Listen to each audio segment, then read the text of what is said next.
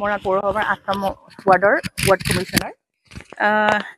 দেখা গৈছে অকল এইবছৰ বুলিয়ে নহয়, প্ৰত্যেক বছৰে আমাৰ প্ৰত্যেকটো ৱাৰ্ডৰে যিবিলাক ৰাস্তা পদূলি অলপ মানে দ টাইপৰ, সেইবিলাক মানে এজাক বৰষুণতে বুৰ গৈছে। এই বিষয়ে আমি পৌৰসভাৰ লগতো বা আমাৰ যিজন পৌৰপতি আৰু তেখেতৰ লগতো বহু কথা পতা হৈছে। আজি 2 মাহৰ আগতে আমি এখন সভা পাতিছিলোঁ। আমাৰ কাৰ্যকাল প্ৰায় শেষ হ'ব হ'ল, আমাৰ 26ত আমাৰ কাৰ্যকাল শেষ হ'ব। আজি 4.5 বছৰ হ'ল আমি এই ক্ষেত্ৰত কিন্তু কোনো সঁহাৰি পোৱা নাই। আজি 2 মাহৰ আগতে আলোচনা হৈছিলে, কেবিনেট মন্ত্ৰী যোগেন মোহন ডাঙৰীয়াও আছিলে। মই তাতে উত্থাপন কৰিছিলোঁ যে আমাৰ যিবিলাক বাৰিষাৰ আগে আগে নলা নৰ্দমা সেইবিলাক পৰিষ্কাৰ কৰি দিব লাগে, যাতে আমি এই কৃত্ৰিম বানৰ পৰা আমি পৰিত্ৰাণ পাব পাৰোঁ। আমাৰ মৰাণ অঞ্চলটো আমি সদায় মানে গৌৰৱ কৰিব পাৰোঁ যে আমাৰ ইয়াত বানপানী নহয়, পানী নহয়, কিন্তু এজাক বৰষুণতে এতিয়া আমাৰ পানীয়ে এনেকুৱা অৱস্থা কৰি পেলাইছে, আমি অহা যোৱা কৰিব নোৱাৰোঁ। আপোনালোকে এতিয়া এইটো ৰাস্তা দেখিছে, 7 নম্বৰ বুৰি আছে, আপোনাৰ 5 নম্বৰ বুৰি আছে, গোটেই ৰাস্তা জলমগ্ন, না খোজকাঢ়ি যাব পাৰে, না গাড়ী মটৰ লৈ আপুনি যাব পৰা অৱস্থা হৈছে।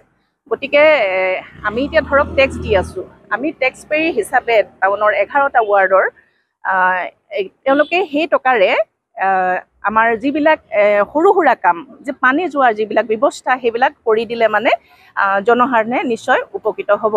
কিন্তু আমি বাৰম্বাৰ কৰি থকাৰ পিছতো, আমি এই বিষয়ে পৌৰপতিকো বাৰে বাৰে জনাৰ পিছতো তেওঁ কিন্তু ৰাতি হ'লে 7 হাল বোৱা নিচিনা, দিনত এহালো নাইকিয়া নিচিনা হ'ব বুলি কয়। অকল 7 নম্বৰ বুলি নহয়, আপুনি যেতিয়া 5 নম্বৰ ৱাৰ্ডলৈও যায় আপুনি দেখিব নলাৰ ওপৰতে পানী গৈ আছে। এইটো আপুনি 4 নম্বৰ দেখিছে, নলাৰ ওপৰতে পানী গৈ আছে। যিটো পানী যোৱা মানে ইমান ডাঙৰ এটা নলা থকাৰ পিছতো আপুনি পানী ওপৰেদি গৈছে, ৰাস্তাৰ ওপৰেদি গৈছে। আপোনালোকে ভাবক তেতিয়াহ'লে পানীবোৰ যাব ক'লে? আমিতো প্ৰথম নলাটো বনোৱাৰ আগতে আমি এইটো ব্যৱস্থা কৰিব লাগে, বিজ্ঞান আৰু প্ৰযুক্তিৰে পানীটো ওলাই যোৱাৰ ব্যৱস্থাটো কৰিব লাগে। কেনে যাব পানীটো, সেই কথাটো আমি আচলতে আলোচনা বিলোচনা মৰ্মে বা আমাৰ ইঞ্জিনিয়াৰো আছে, সেইবিলাক আমি আলোচনা কৰিহে পানী যোৱাৰ ব্যৱস্থাটো কৰিলে গোটেই মৰাণ নগৰখনৰ কাৰণে সুবিধা হয় বুলি হয়। এইটো মিউনিচিপালিটিৰ সন্মুখত, কাষত বুলি নহয়, একেবাৰে সন্মুখতে আপোনাৰ অৱস্থা বেয়া।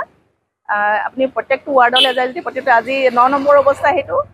মই এতিয়া গৈছিলোঁ, মই 8 নম্বৰ ৱাৰ্ডত মই সোমাব নোৱাৰিলোঁ, 5 নম্বৰ ৱাৰ্ডৰ আগেদি মানে এআঁঠু পানী। নিশ্চয় আমি বৰ্তমান দেখিছে 2-এদিন বৰষুণতেই মৰাণ পৌৰসভাৰ অন্তৰ্গত যিবিলাক ৱাৰ্ড আছে, এই ৱাৰ্ডবিলাকত যথেষ্ট কৃত্ৰিম বানপানী হোৱাত দেখিবলৈ পোৱা গৈছে। ইয়াৰ মূল কাৰণ হ'ল তেওঁলোকৰ বিজ্ঞানসন্মত সুপৰিকল্পিত ব্যৱস্থা নাই, আৰু এই কাৰণে এনেকুৱা ধৰণৰ হ'ব পাৰিছে। আৰু আজিৰ তাৰিখত যদি আমি কওঁ, আচলতে মৰাণ পৌৰসভাৰ অন্তৰ্গত প্ৰায় কোটি টকাৰো অধিক এটা ফুটপাথ নিৰ্মাণ কৰিছিলে, আজি জৰাজীৰ্ণ অৱস্থা এনেই গ'ল। আপুনি যদি চাই 3 নং ৱাৰ্ডৰ মৰাণ ৰেলৱে ষ্টেচনলৈ যোৱা পথটো, ক'ৰবাত দেখিছেনে ফুটপাথ বেলেগকৈ নিৰ্মাণ কৰা আৰু ড্ৰেইন ক'ৰবাত নিৰ্মাণ কৰা? ফুটপাথ নিৰ্মাণ কৰি তাৰ পৰা আকৌ 10 ফুট আঁতৰত ড্ৰেইন নিৰ্মাণ কৰিছে। ৰাইজৰ ধন, ৰাজহুৱা ধন, ৰাজহৰ লোকচান হৈছে। সেই তাতে ড্ৰেইনটো নিৰ্মাণ কৰি তাতে ফুটপাথৰ ব্যৱস্থা কৰিব লাগিছিল। আমিতো জন্মৰ পৰা আজিলৈকে তেনেকৈ দেখিছোঁ, অসমৰ বিভিন্ন অঞ্চল আমি ঘূৰিছোঁ। গতিকে নভোজ কাণ্ড বুলি ক'ব লাগিব। ইয়াত তেওঁলোকে অকল টকাবিলাক অপচয় কৰিছে। গতিকে আপোনালোকৰ সংবাদ মাধ্যমৰ যোগেদি মই পৌৰসভাৰ হোৱাৰ আজি 10 বছৰ হ'বলৈ হ'ল, তেওঁলোকৰ কোনো বিজ্ঞানসন্মত সুপৰিকল্পিত ব্যৱস্থা নাই। গতিকে আহ্বান জনাম, ইয়াৰ ওপৰত বিহিত ব্যৱস্থা গ্ৰহণ কৰিবৰ কাৰণে স্থানীয় বিধায়ক তথা সমষ্টিৰ সন্মানীয় অসম চৰকাৰৰ কেবিনেট মন্ত্ৰী যোগেন মোহন ডাঙৰীয়া, অভিভাৱক মন্ত্ৰী আছে আমাৰ বিমল বৰা ডাঙৰীয়া, আৰু যিখিনি আমাৰ প্ৰশাসনিক বিষয়া আছে, সমজিলাই হওক, জিলা আয়ুক্তই হওক বা চক্ৰ বিষয়াই হওক, তেওঁলোকে যাতে এটা সুপৰিকল্পিতভাৱে নিৰ্মাণ কৰি ৰাইজক ইয়াৰ পৰা যাতে পৰিত্ৰাণ দিয়ে। বৰ্তমান আমি মৰাণবাসী ৰাইজ হিচাপে কিন্তু বহুত লজ্জাবোধ কৰিছোঁ, কাৰণ এটা সময়ত মৰাণ আমি গৌৰৱ কৰিছিলোঁ যে মৰাণত কোনো বানপানী নহয়, কিন্তু আজি সময়ত দেখিছোঁ যে বৰষুণ দিলে কৃত্ৰিম বানপানীৰ সৃষ্টি হয়। মৰাণৰ বিভিন্ন অঞ্চলত বৰষুণ দিলে কৃত্ৰিম বানপানীৰ সৃষ্টি হয়, আৰু যাৰ বাবে খোজকাঢ়ি অহা বাদে বাইকতো মানুহ এজন অহা যোৱা কৰিব নোৱাৰা অৱস্থাৰ সৃষ্টি হৈছে। আৰু ইয়াৰ মূলতে হৈছে যিসকল লোকে ইয়াত ড্ৰেইন ছিষ্টেম বনাইছে, নলা নৰ্দমাবিলাক বনাইছে, তেখেতলোকে কিন্তু কোনো বৈজ্ঞানিক পদ্ধতিৰে নহয়, বনাব লগা কাৰণে বনাইছে, কোনো চোৱা চিতা নকৰাকৈ বনাব লগা কাৰণে বনাইছে। এতিয়া ড্ৰেইনটো বনালে পানীখিনি ক'ত পেলাব আজিলৈকে সেইটোৱে ব্যৱস্থা গ্ৰহণ কৰা নাই। ড্ৰেইনৰ পৰা ওলাই গৈ পানীখিনি ক'ত পৰিব সেইটো কোনো ব্যৱস্থা গ্ৰহণ কৰা নাই। সেই কোনো বৈজ্ঞানিক পদ্ধতিৰে নবনোৱাৰ কাৰণে আজিৰ সময়ত কিন্তু বৰষুণ দিলে মৰাণত বানপানীৰ সৃষ্টি হৈছে। আৰু আমি যদি যাওঁ অকণ নিচে কাষতে দেখিম যে এনেকুৱা এটা বেয়া কাম কৰিছে, ৰাস্তাটো বনাইছে, ৰাস্তা কিনাৰত কিন্তু ফুটপাথ বনাইছে খোজকাঢ়িবলৈ, ঠিক আছে, সেইডোখৰলৈকে ঠিক আছে, কিন্তু ফুটপাথৰ 100 মিটাৰ সিফালে 10 ফুটৰ সিফালে বনাইছে ড্ৰেইন। এতিয়া ৰাস্তাৰ পানীখিনি ফুটপাথত ফুটটোৰ মাজত থাকোঁতে ড্ৰেইনলৈ কেনেকৈ যাব আৰু মাজত 10 ফুট যে এৰি দিছে কি ছিষ্টেমত হৈছে সেইবোৰ কিন্তু আমাৰ ৰাইজৰে পইচাই বনাইছে অপচয় কৰিছে সেইকাৰণে কৈছোঁ যে যদি কৰিবলৈ আছে তেনেহ'লে ভালদৰে ড্ৰেইন ছিষ্টেম বৈজ্ঞানিক পদ্ধতিৰে কৰক পানী ওলাই যোৱাৰ ব্যৱস্থা কৰক তেতিয়াহে কিন্তু আমাৰ মৰাণবাসী ৰাইজে ভৱিষ্যতে এনে কৃত্ৰিম বানপানীৰ সমস্যাৰ সন্মুখীন নহ'ব।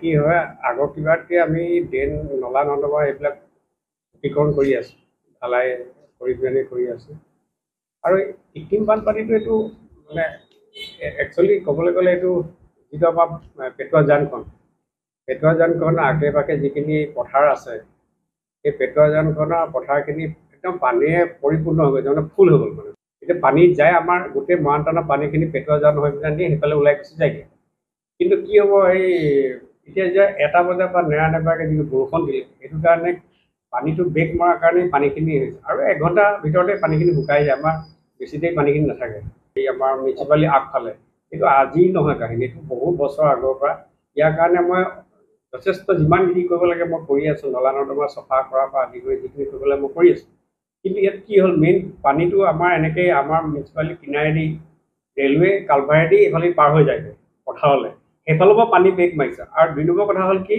মেইন পইণ্ট হৈছে কালভাৰটো বনাই আছে ৰেলৱে কালভাৰটো বনাই থকাৰ কাৰণে মাটি দম কৰি তাত ব্লক কৰি পিনে সিহঁতি কালভাৰ বনাইছে তেওঁলোকক বাৰম্বাৰ মই কোৱা হৈছে কথাষাৰ কালভাৰটো খুলি দিবৰ কাৰণে ইমিডিয়েট তেখেতলোকে কালভাৰটো খুলি দিলে পানী প্ৰব্লেমটো আমাৰ কমিব সজাগ হ'ব লাগিব ইয়াত কি হৈছে চব নলা নৰ্দমাবিলাকত অকল বটল পলিথিন এইবিলাক অকল গোটেই মানুহে পেলায় আপুনি য'তে অকল মোৰ বাইকটো বুলি নহয় আপুনি পৰিৱেশটো আপুনি অলপ মানুহক দেখাওক যে অকল বটল আৰু পলিথিনৰ পৰা নলাবোৰ জাম হৈ যায় তো মানুহে যদি অকল নলাতে বস্তুখিনি পেলাই দিয়ে তেতিয়াহ'লেতো জাম হ'ব অবভিয়াছলি কিন্তু সেইখিনিতো মানুহে বুজিব লাগিব মানুহেও নিজক চিন্তা কৰক যে ডাষ্টবিন দিছোঁ আমি প্ৰতি ঘৰে ঘৰে 2টাকৈ ডাষ্টবিন দোকানবিলাকত আমি 2টাকৈ ডাষ্টবিন দিছোঁ ড্ৰাই এণ্ড আপোনাৰ লিকুইড পেলাবৰ কাৰণে তেখেতলোকক তাৰ উপৰিঞ্চি মানুহবিলাকে গাড়ীটো নিদিয়ে গাড়ী ডেইলি আমাৰ 2খন গাড়ী কণ্টিনিউৱাছলি ঘূৰি থাকে ডেইলি এদিনো বাদ নাই তাৰ বিপৰীত মানুহখিনিয়ে গাড়ীত দি দিলেও হয়